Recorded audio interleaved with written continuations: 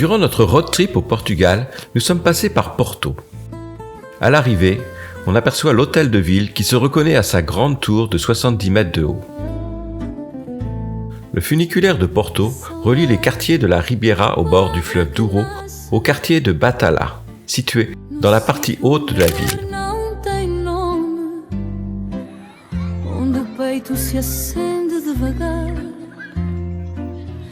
E o silêncio aprende a ser homem. É nó que não se desfaz. É fio que tece a vida. Le téléphérique, avec ses cabines suspendues, rappelant une station de ski, permet de monter depuis le fleuve jusqu'au jardin de Moro. Sur le Douro, naviguent les rabelos, bateaux traditionnels qui servaient autrefois à transporter les barriques de vin de Porto depuis les vignobles. Aujourd'hui, ils sont utilisés pour les croisières touristiques et constituent une image emblématique de la ville.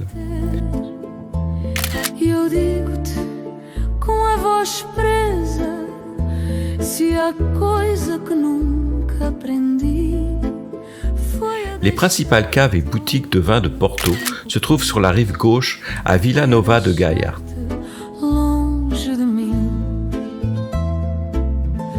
Que a saudade não se escolhe bem como vem o ar.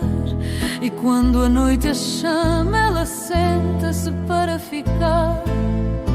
Saudade, és tu dentro de mim a sobreviver. Le pont Louis Ier, construit entre 1881 et 1886, relie Porto à Vila Nova de Gaia.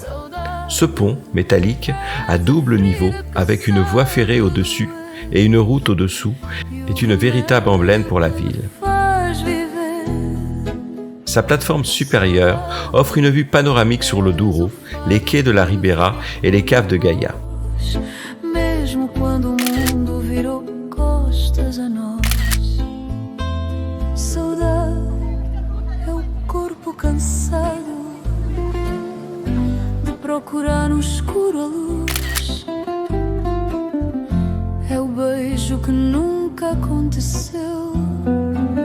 Nous avons visité plusieurs caves de Porto.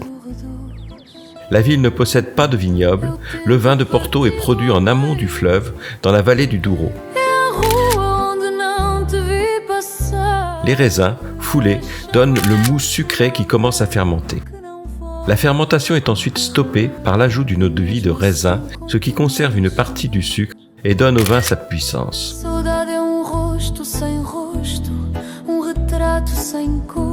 Il existe plusieurs types de Porto, Ruby, Tawny, Blanc et Vintage.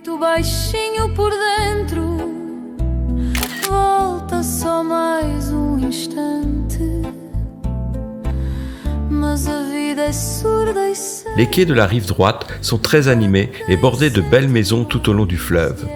Les façades font partie intégrante de l'identité de Porto. Elles sont souvent étroites, hautes et serrées, les unes contre les autres, en raison du relief escarpé de la ville. Beaucoup sont recouvertes d'azulejos qui protégeaient autrefois les murs de l'humidité et sont aujourd'hui des éléments décoratifs majeurs.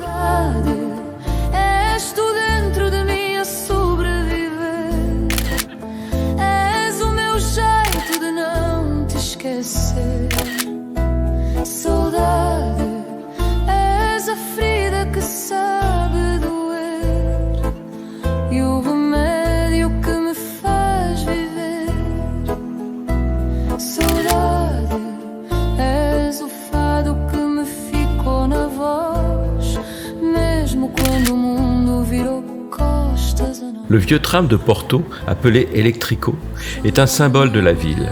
En bois et au charme ancien, il date du début du XXe siècle.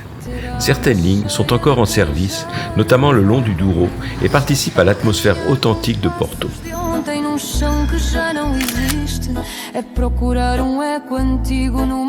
Le street art est très présent à Porto et apporte une touche moderne et créative aux façades anciennes.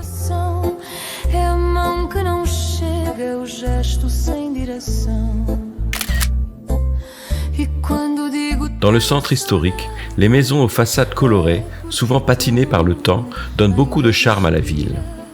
Les balcons en fer forgé, les volets en bois et les encadrements de pierre renforcent l'élégance de l'ensemble.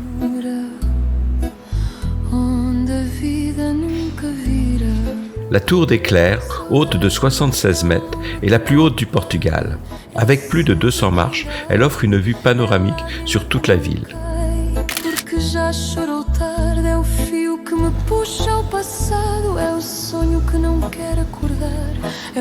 La fontaine des Lions, avec ses lions ailés en bronze, se situe juste à côté de l'église des Carmes et attire immédiatement le regard.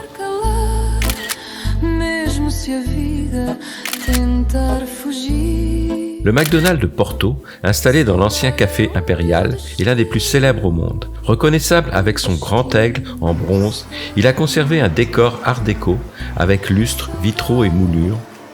Son ambiance élégante contraste avec l'image habituelle d'un fast-food. Dans le centre de Porto, les façades des boutiques sont particulièrement soignées.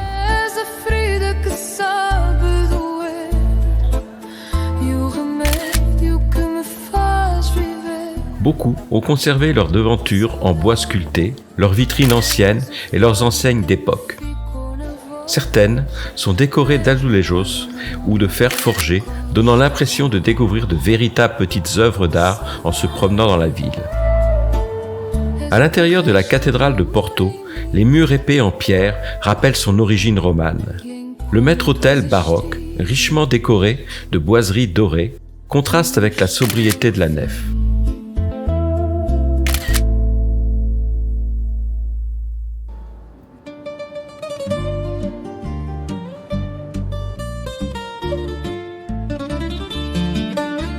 La chapelle d'argent, recouverte de plaques d'argent ciselées, est l'un des éléments les plus remarquables. Le cloître, construit à la fin du XIVe siècle, est célèbre pour ses arcs en granit et ses magnifiques azulejos centenaires.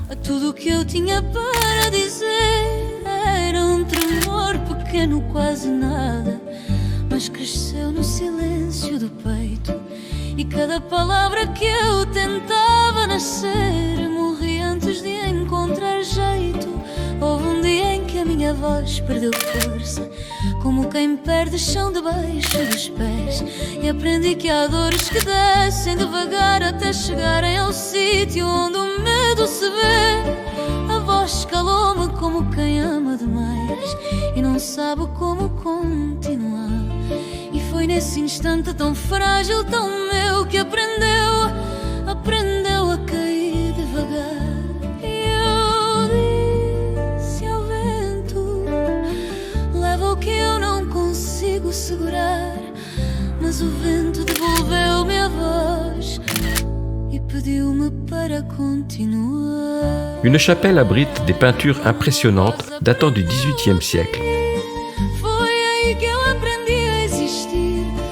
Só quem cai sabe voltar, só quem perde sabe cantar. Quando a voz aprendeu a cair, desfez-se. Depuis la terrasse du cloître, on peut admirer l'architecture de la cathédrale et les azulejos du premier étage sous un autre angle.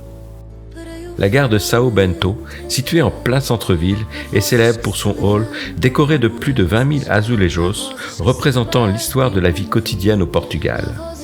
Construite au début du XXe siècle sur l'emplacement d'un ancien couvent, elle est toujours en activité.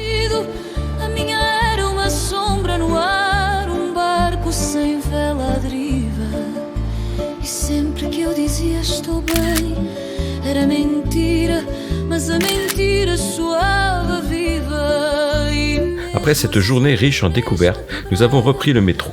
Notre van étant garé à l'extérieur de la ville. Cette étape à Porto a été un moment marquant de notre road trip. Entre le Douro, les monuments, les azulejos et les vins de Porto, la ville nous a séduits par son charme et son authenticité.